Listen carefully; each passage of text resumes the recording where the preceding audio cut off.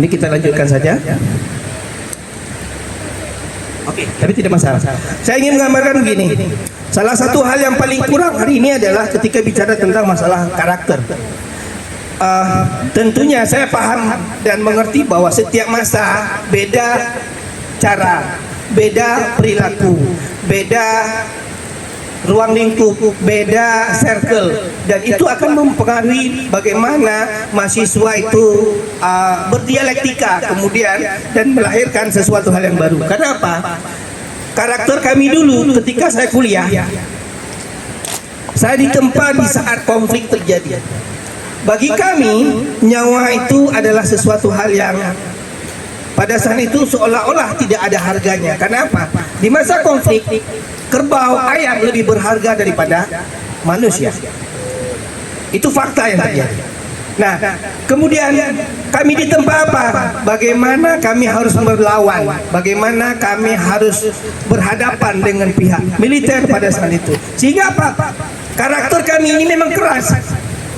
Kenapa? Kami dididik dengan cara yang keras.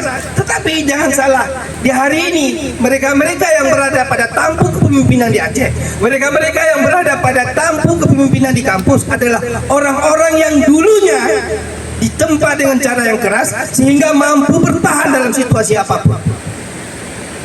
Generasi kami ini generasi yang paling adaptif dari konflik pada tsunami, dari tsunami kepada pandemi, kemudian pandemi sampai dengan hari ini. Alhamdulillah masih selamat. Bagaimana dengan saudara-saudara kita yang mereka yang tidak tangguh bertahan, tentu akan tergilas dengan zaman. Tentunya ini juga karena Allah yang menentukan semuanya, bukan juga manusia sebetulnya. Tapi kemudian adalah membentuk karakter ini sesuatu hal yang penting. Kenapa saya katakan penting? Hilangnya karakter bangsa ini, hilangnya pemimpin-pemimpin yang berkarakter ini karena lemahnya pendidikan karakter di ruang-ruang pendidikan. Bagaimana dengan di Jepang? Bagaimana dengan di Malaysia? Bagaimana dengan di Singapura? Kalau adik-adik dan di suatu saat ada rezeki kuliah di luar negeri, lihatlah apa yang terjadi di luar negeri dan bandingkan dengan apa yang kita dapatkan hari ini di Indonesia. Luar biasa, seperti langit dan bumi bicara tentang masalah pendidikan karakter. Bagaimana mahasiswa bagaimana anak SD itu ditempa dengan berbagai macam karakter dari semenjak TK sampai dengan perguruan tinggi. Coba lihatlah nanti di YouTube perkembangan negara orang tentang karakter ya, tentang karakter. Oke, kemudian tujuan pelatihan ini adalah mengidentifikasi nilai-nilai inti integritas, tanggung jawab, disiplin, empati, dan keteladanan. Oke, saya next kan.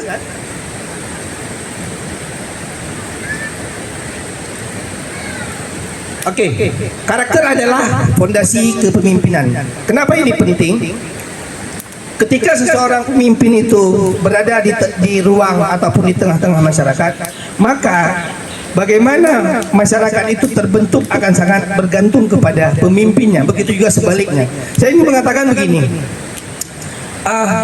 seorang pemimpin akan lahir dari seorang pemimpin yang berkarakter akan lahir dari masyarakat yang berkarakter.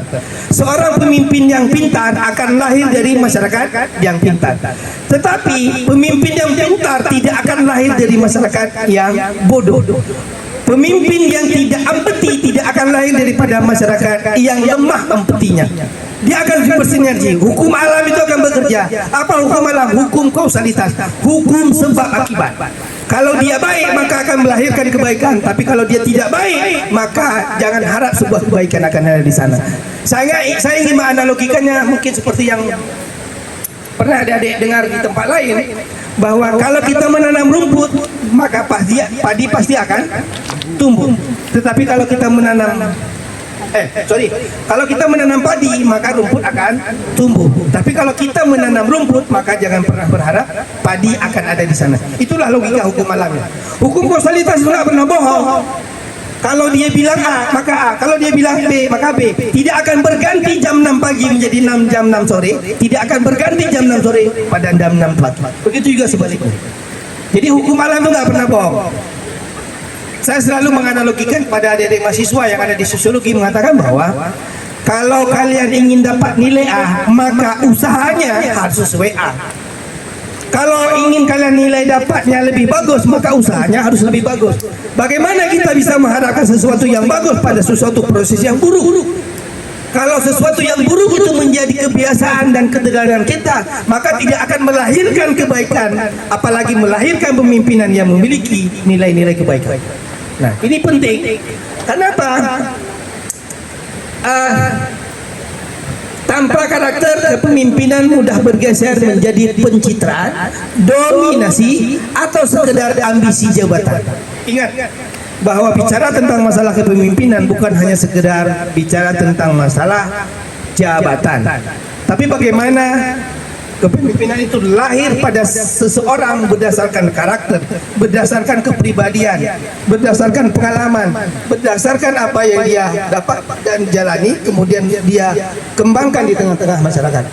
Yang pertama adalah kepercayaan. Karakter membuat orang yakin bahwa kepemimpinan akan berkontribusi menjadi amanah.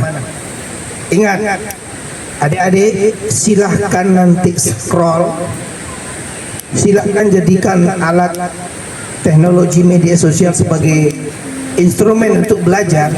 Lihatlah bagaimana pemimpin-pemimpin kita hari ini mengambil keputusan, bagaimana saudara-saudara ataupun para pejabat-pejabat mengambil semua policy-nya.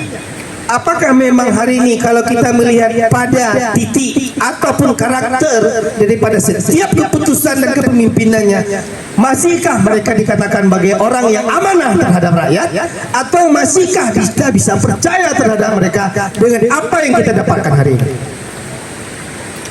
Setiap keputusan itu harusnya membawa kemaslahatan bagi umat, tapi ketika ada kebijakan yang tidak melahirkan kemaslahatan bagi rakyat, maka di sanalah pengkhianatan itu terjadi. Maka di sanalah karakter itu tidak amanah. Pemimpin itu tidak amanah. Ya, kemudian pendidikan karakter ini adalah sebagai kompas moral.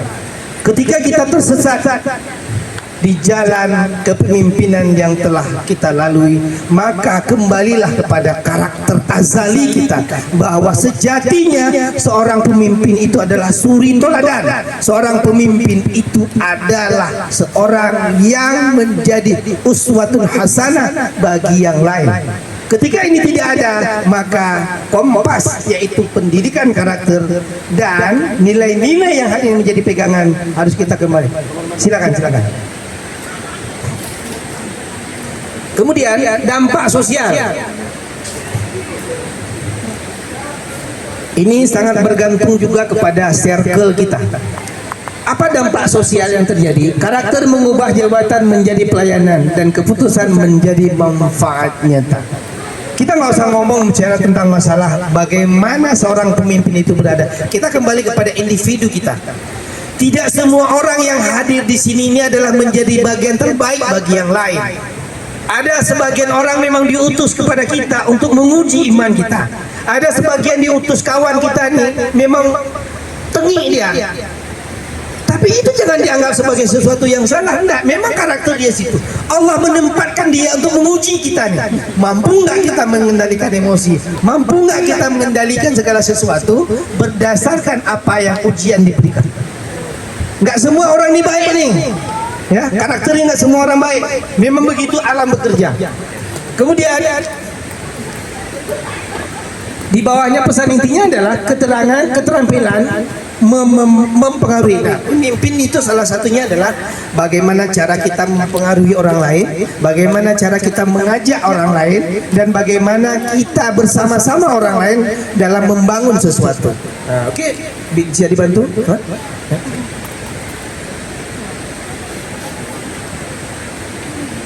Oke, apa itu pemimpin harapan masyarakat? Al-Ghazali pernah berkata di dalam Ar-Risalah, beliau adalah sebagai Hujjatul Islam.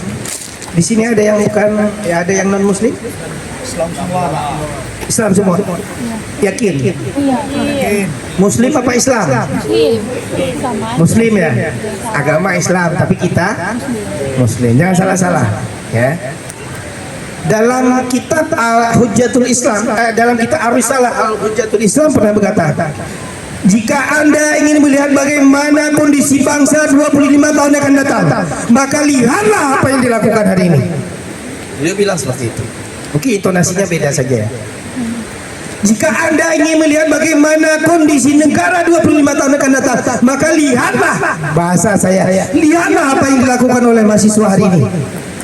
Kalau mahasiswanya lebih banyak main game daripada belajar, maka yakinlah bahwa generasi yang akan datang bukan melahirkan pemimpin-pemimpin yang cerdas. Kalau hari ini mahasiswanya lebih banyak pacaran daripada belajar, maka yakinlah bahwa negara ke depan hanya punya anak, tidak punya penduduk yang cerdas dan pintar. Jika hari ini mahasiswanya lebih banyak nongkrong di warung kopi, lebih banyak nongkrong di kafe, maka jangan pernah berharap melahirkan pemimpin-pemimpin yang berkualitas. Pemimpin yang berkualitas akan lahir dari proses yang berkualitas. Kue dikatakan enak apabila dibuat dari hasil ataupun bahan yang enak. Bayangkan kita buat kue bolu, ini cewek-cewek.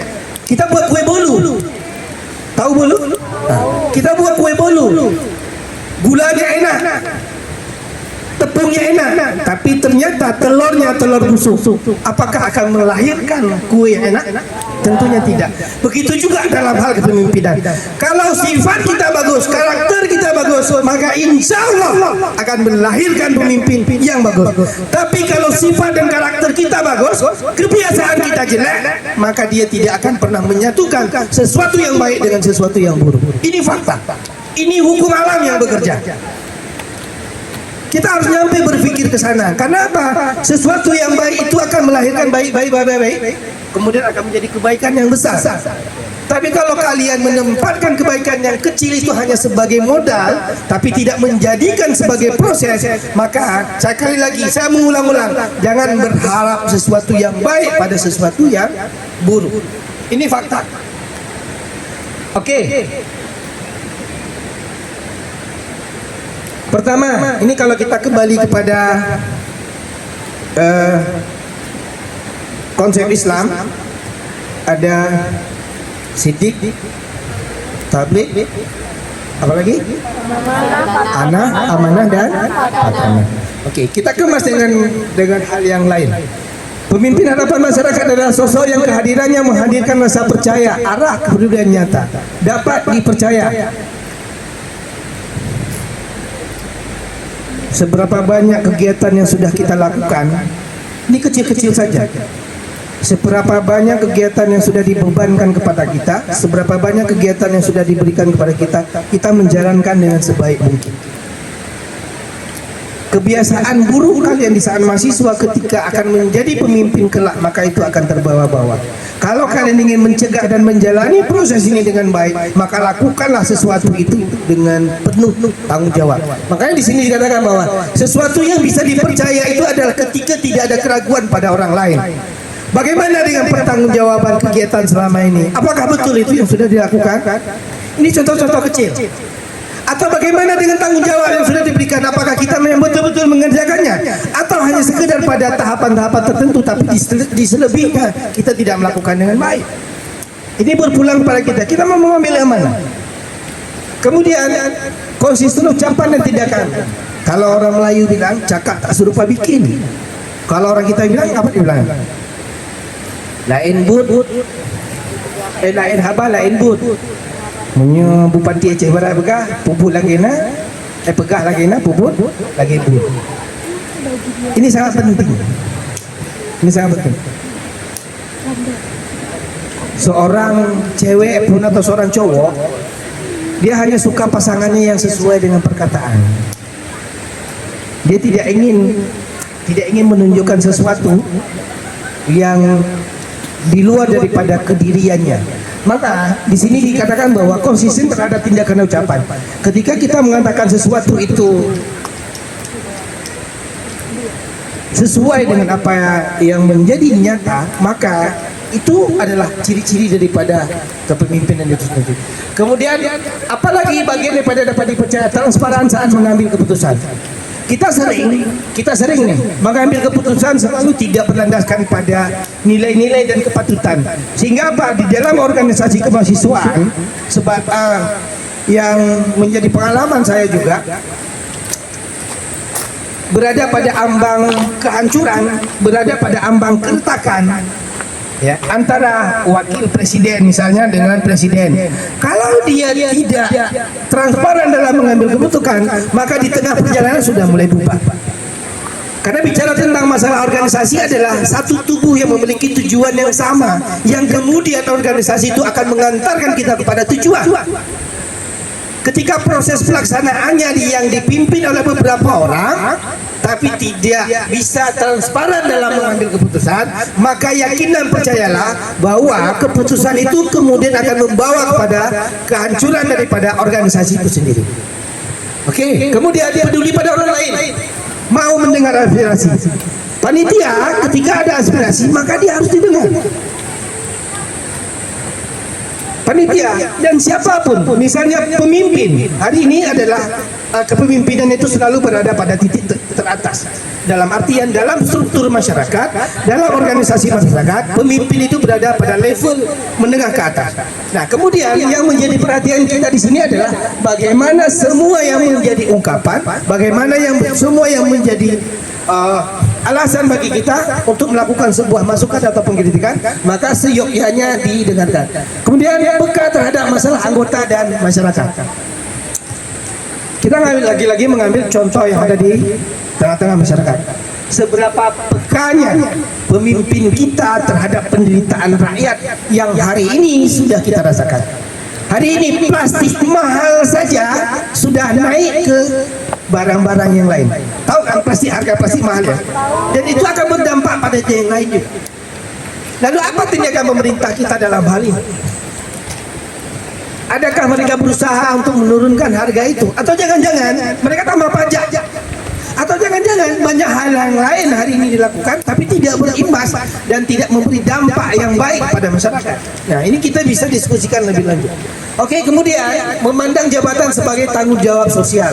Ingat, kita selalu melihat contoh bahwa jabatan itu selalu menjadi ajang ataupun menjadi instrumen untuk memperkaya diri, untuk menempatkan seseorang, sesuatu ataupun lain halnya kepada kecenderungannya pada pribadi, kelompok dan segala macam. Nah, ini yang juga harus diperhatikan ya.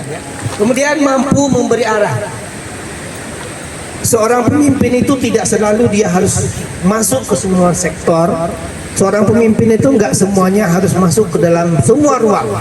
Tetapi seorang pemimpin sejati itu adalah ketika dia mampu memberi arahan kepada orang lain dan mengajak orang lain untuk bekerja sama, dan bagaimana mengambil keputusan itu juga secara bersama-sama pada saat-saat tertentu, dan ada juga pengambilan keputusan itu tidak secara bersama pada situasi tertentu, saat tertentu dan situasi tertentu. Kebiasaan seseorang mengambil keputusan itu kalau misalnya dia mau perang, apakah harus rapat dulu? Tidak. Dia harus mengambil keputusan secepatnya. Ketika ada bencana, apakah harus mengambil rapat dulu? Ini bagaimana kita jalan sana? Tidak perlu. Dia hanya perlu menentukan bagaimana sesuatu dimulai, maka diberikanlah perintah kepada orang lain. Oke. Kemudian berani memutus yang benar, mendorong perubahan yang realistis. Ini juga menjadi bagian daripada pemimpin harapan masyarakat adalah bagaimana mendorong perubahan yang realistis.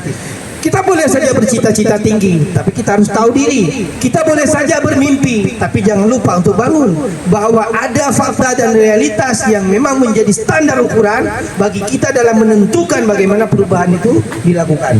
Kemudian masyarakat biasanya tidak menuntut pemimpin yang sempurna. Nggak ada pemimpin yang sempurna. Nggak ada pemimpin yang sempurna. Yang ada cuma Rasulullah, satu-satunya pemimpin yang sempurna.